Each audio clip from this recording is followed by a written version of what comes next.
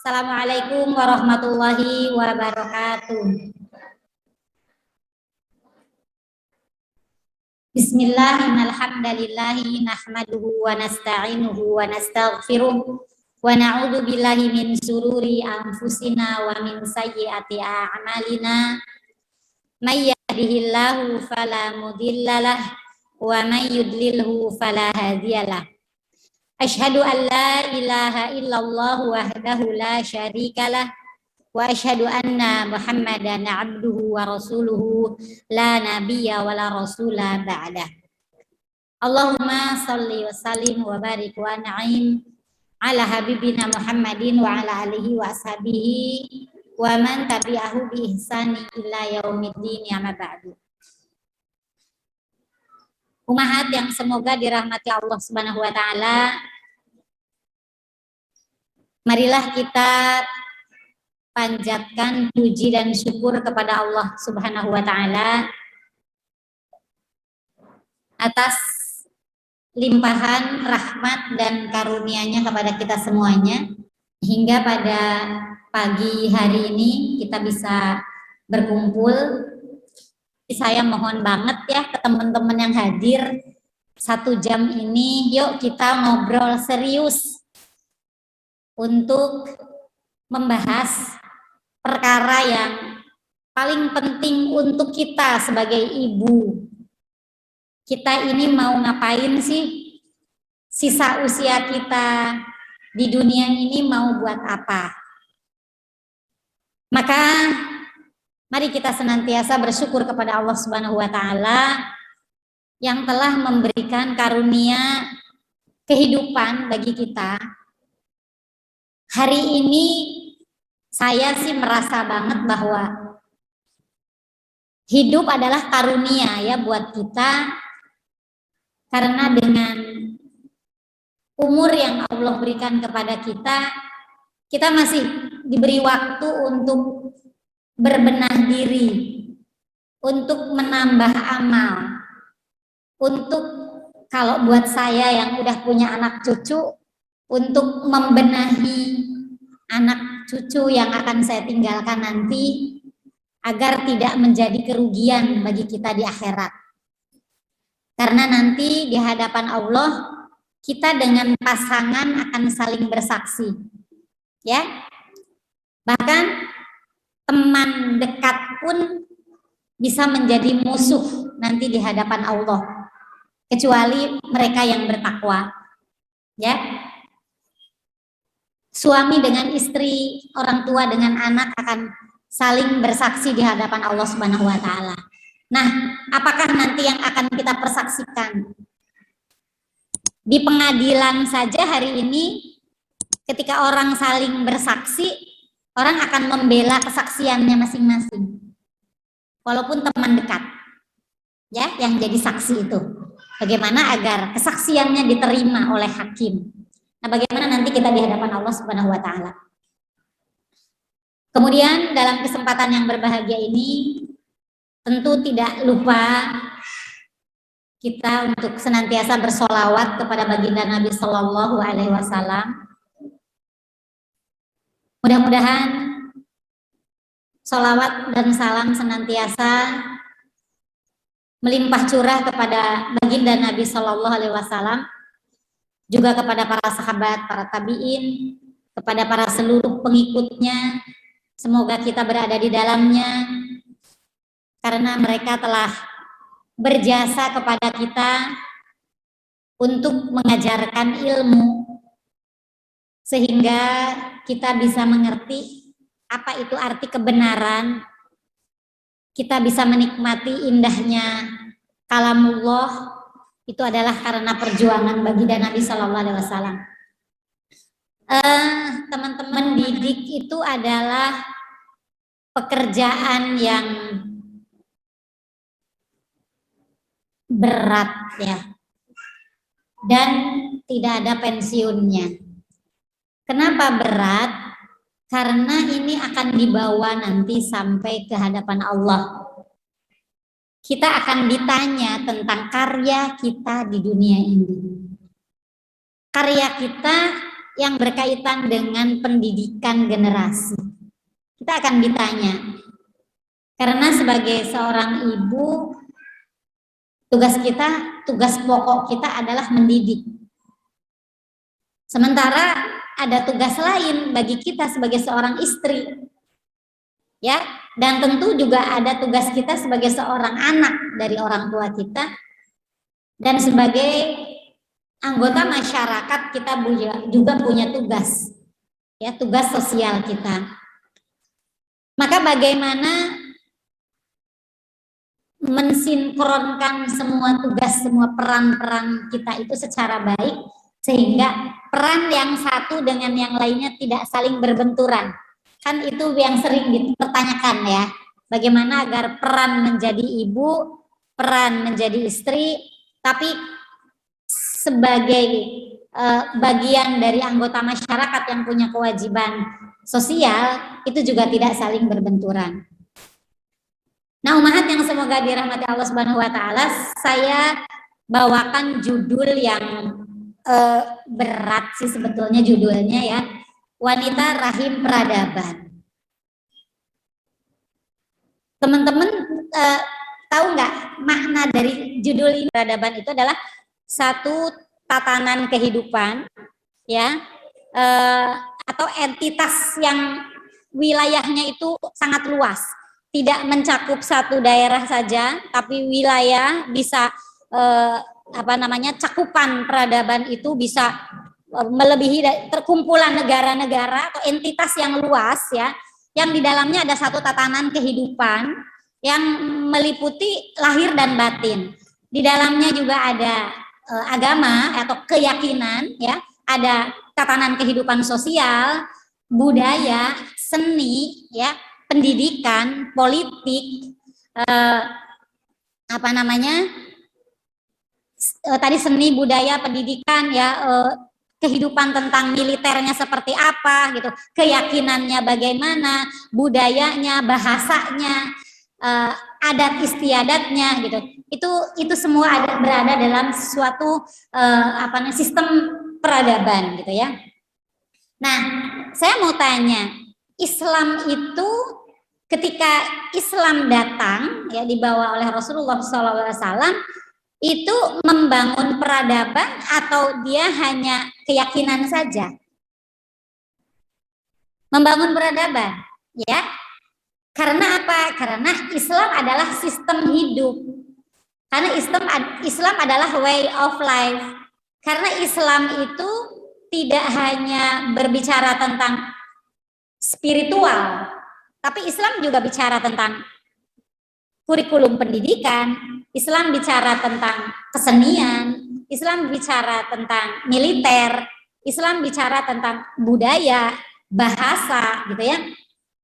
Jadi Islam sebagai sebuah peradaban yang dengan datangnya Islam, jahiliyah itu runtuh, jahiliyah itu hancur, kemudian berganti ya dengan peradaban Islam. Jadi kita harus punya paradigma yang sama bahwa Islam yang kita yakini bagaimana membangun sebuah peradaban. Sehingga ya, ketika kita berbicara tentang Islam, kita tidak hanya berbicara tentang fikih saja. Karena nanti kalau kita bicara tentang fikih saja, maka persaudaraan kita hanya akan diikat oleh madhabiyah saja. Islam juga tidak hanya berbicara tentang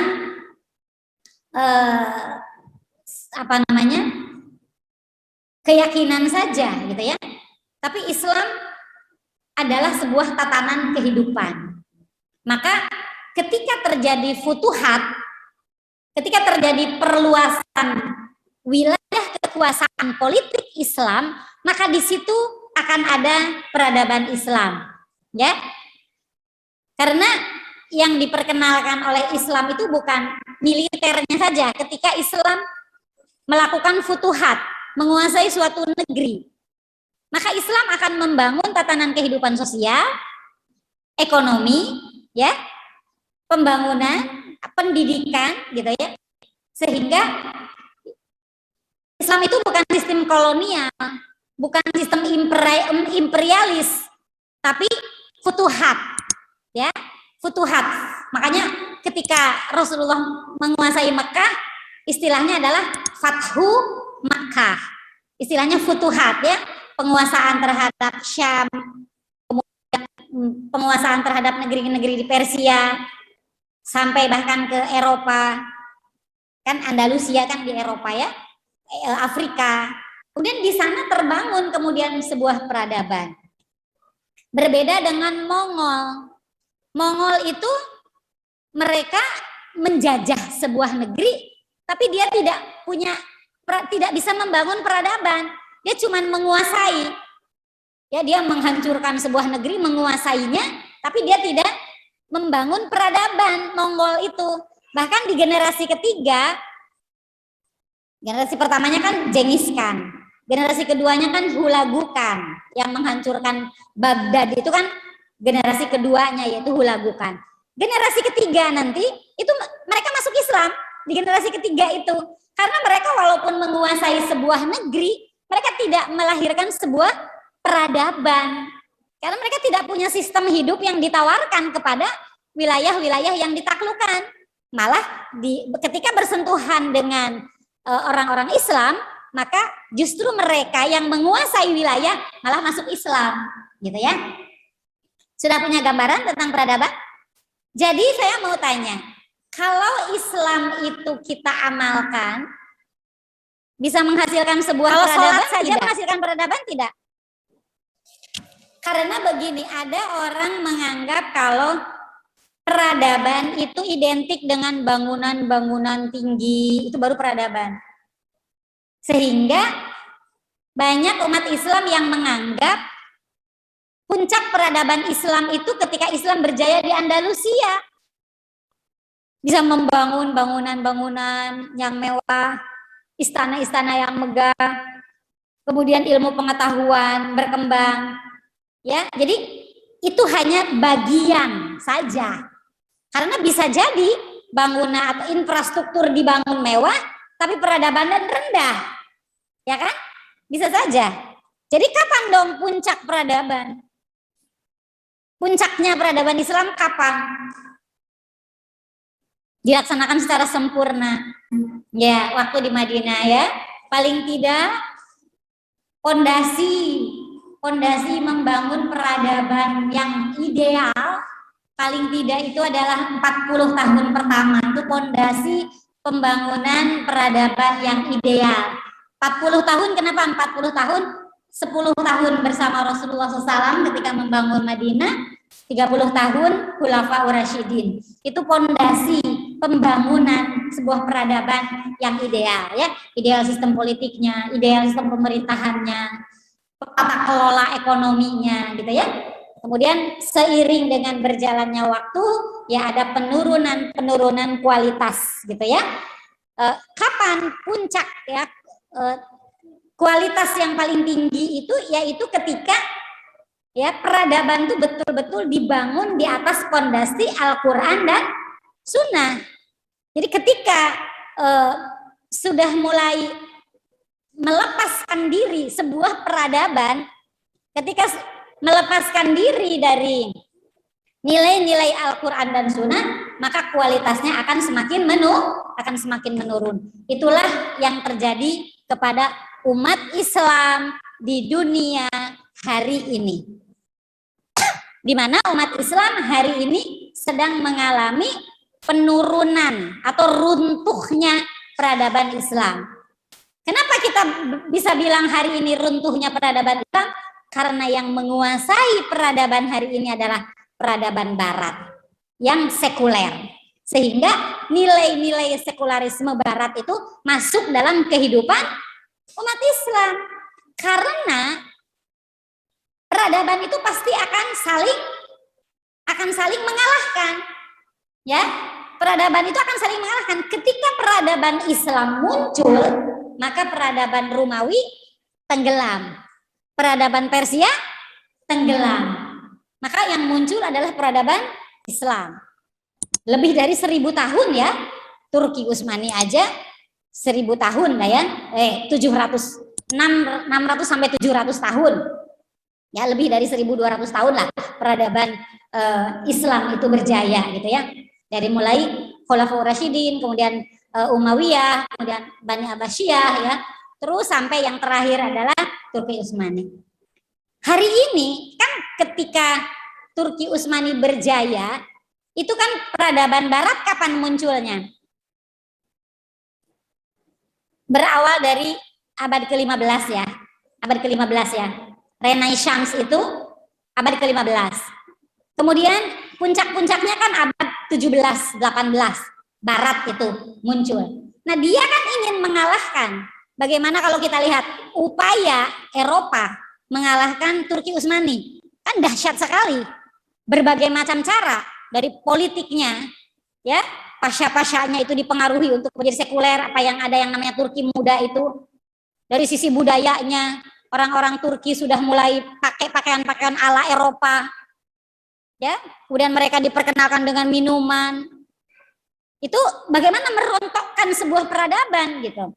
Dan kita tahu barat itu tidak pernah, ini saya sebelum masuk kepada peradaban, bagaimana kita membangun peradaban gitu ya.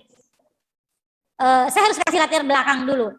Bagaimana barat itu sampai hari ini, pernah dengar kan apa itu yang namanya orientalis kan? Bagaimana para orientalis barat itu meneliti sejarah Islam untuk mengetahui titik-titik lemah umat Islam agar mudah untuk menghancurkannya, dan mereka berhasil. Sementara kita ini santai. Bahkan ketika kita dikalahkan, kita masih santai. Maka dari itu dalam kesempatan yang berbahagia ini, mumpung saya berkumpul dengan para umahat, bagaimana kita sebagai umat Islam merebut kembali ya, mengalahkan peradaban barat yang sekuler itu untuk memenangkan kembali peradaban Islam, sehingga kehidupan ini berjalan sesuai dengan syariat Islam di segala kehidupannya sampai mendetail. Kan hari ini bahkan di rumah-rumah kita tidak pernah kosong dari nilai-nilai sekularisme barat kan? Bahkan di rumah-rumah kita. Ya, mungkin cara pendidikan kita tidak terasa bahwa kita sudah mengikuti model pendidikan sekuler barat. Mungkin cara makan kita, ya mungkin cara pendidikan kita, rumah tangga kita, lebih luas lagi kehidupan sosial kita, ya. Jangan-jangan sekolah Islam pun sebetulnya yang masuk ke dalamnya adalah kurikulum sekuler. Saking apa? Saking kita tidak terasa kita itu terkalahkan. Karena saya bergerak di bidang pendidikan, saya sangat merasakan ini. Bagaimana tidak mudahnya kita mau merekonstruksi kurikulum pendidikan di kalangan umat Islam. Nggak mudah, tidak mudah kita mau melakukan rekonstruksi, membangun kembali bangunan pendidikan Islam sesuai dengan kurikulum Islam yang diajarkan oleh Rasulullah SAW dan manusia-manusia yang awal, para ulama dahulu, bagaimana sistem pendidikannya. Ternyata tidak mudah ketika kita mau mengajak umat Islam untuk merekonstruksi kurikulum pendidikannya. Ya, bahkan di rumah tangga kita mau mengembalikan bagaimana agar rumah tangga itu ya sesuai dengan syariat Islam, ternyata sudah banyak ditinggalkan. Konsep rumah tangga Islam itu sudah banyak ditinggalkan. Sementara kita mau melahirkan apa? Peradaban Islam. Karena apa? Kenapa wanita itu bisa melahirkan peradaban Islam? Karena kita punya rahim, dari rahim kita akan lahir generasi. Generasi itu pendidikannya berada di bawah tanggung jawab kita. Kita yang punya potensi yang besar untuk melahirkan peradaban.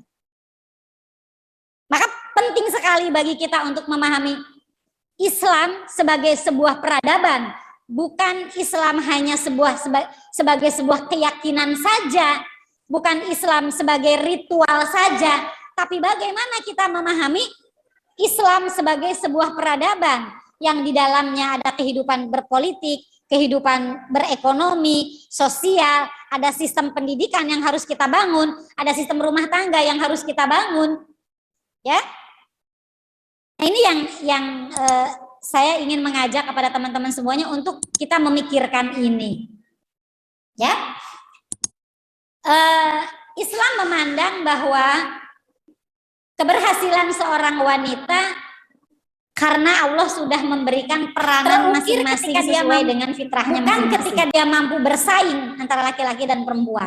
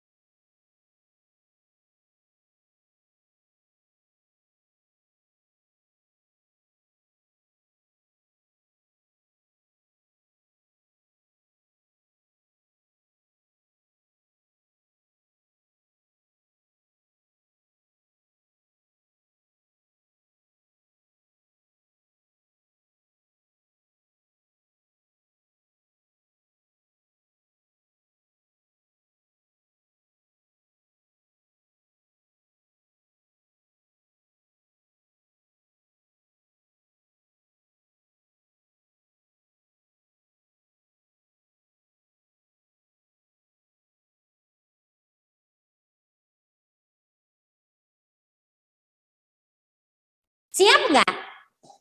Paradigmanya dulu yang harus dirubah. Karena ketika kita berazam untuk melahirkan pemimpin, kira-kira akan serius nggak kita dalam mendidik anak? Bagaimana Sultan Mehmet, ya, Muhammad Al-Fatih, dididik? Serius nggak mendidiknya? Ayahnya ya, Sultan Murad itu serius nggak mendidiknya? Disiapkan nggak dia untuk jadi pemimpin? Disiapkan banget, ya. Bahkan beliau sebagai sultan pernah mengundurkan diri agar anaknya tampil, memberikan kesempatan menjadi pemimpin. Kita ini umahat, kita ini di benak kita ketika mendidik anak, punya visi nggak nanti tuh anak yang kita lahirkan adalah pemimpin? Kalau kita nggak punya visi itu, gimana kita mau melahirkan pemimpin? Dan kita harus meninggalkan mental inferioritas, mental rendah diri, merasa tidak mampu kita melahirkan pemimpin. Ini yang menjadi penghalang sebetulnya. Imam Ghazali ketika menghadapi serangan tentara salib di abad ke-5, beliau wafat 505 ya, Hijriah. Imam Ghazali tidak sibuk mencaci maki, menghujat tentara salib yang menyerang Baitul Maqdis. Tidak. Ya.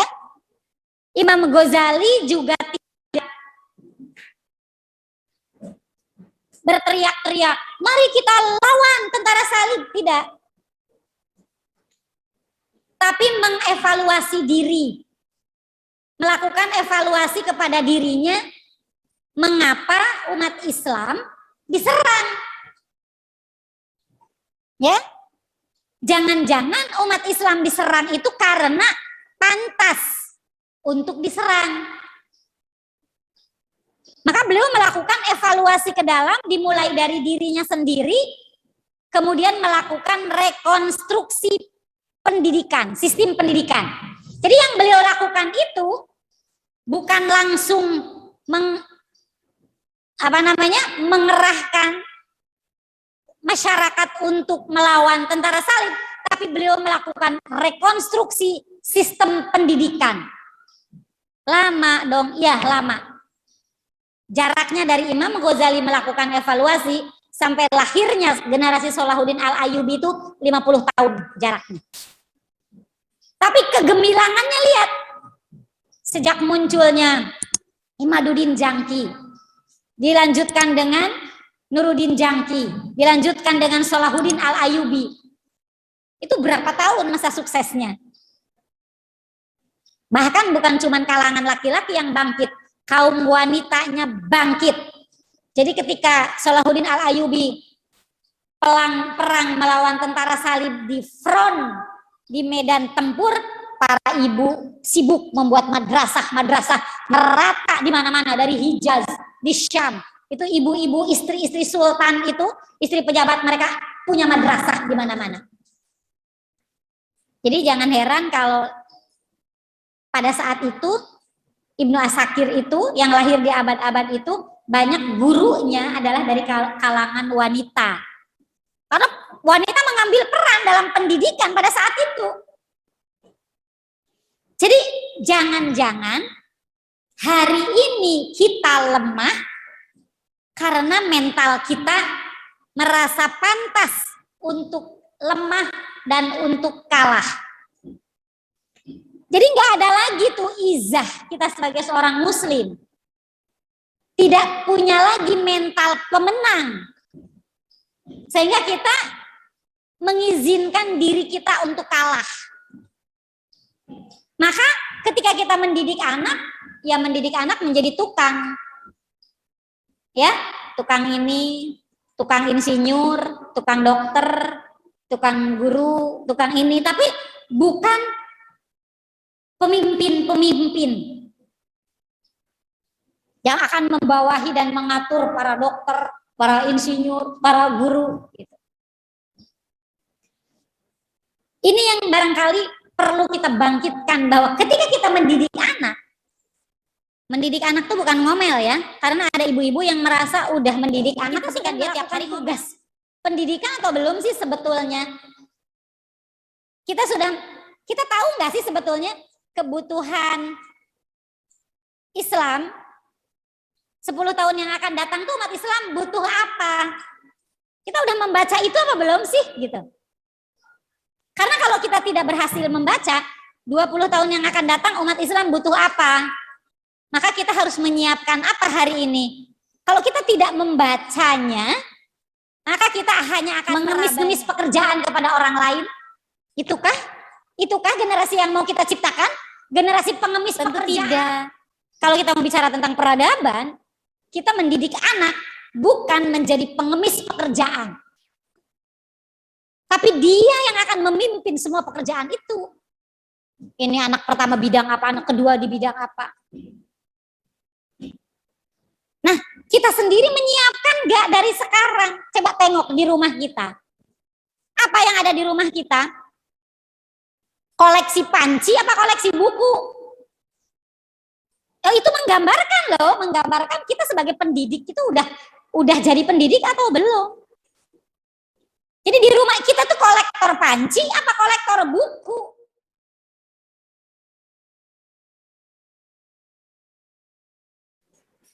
Nah itu kita yang harus kita evaluasi kepada diri kita. Karena begini Ummahat, 20 tahun yang akan datang anak Anda yang mengambil peran. Tapi peran apa? Masih juga dia mengais-ngais pekerjaan atau dia yang akan menentukan nasib negeri ini? Kalau bukan kita, kalau pemuda-pemuda kita tidak kita didik untuk menjadi pemimpin, maka pemuda kita akan diambil oleh kebatilan. Kalau kebenaran tidak membentuk dan mendidik pemudanya, kebatilan yang akan mengambil pemuda kita. Dan Anda gigit jari.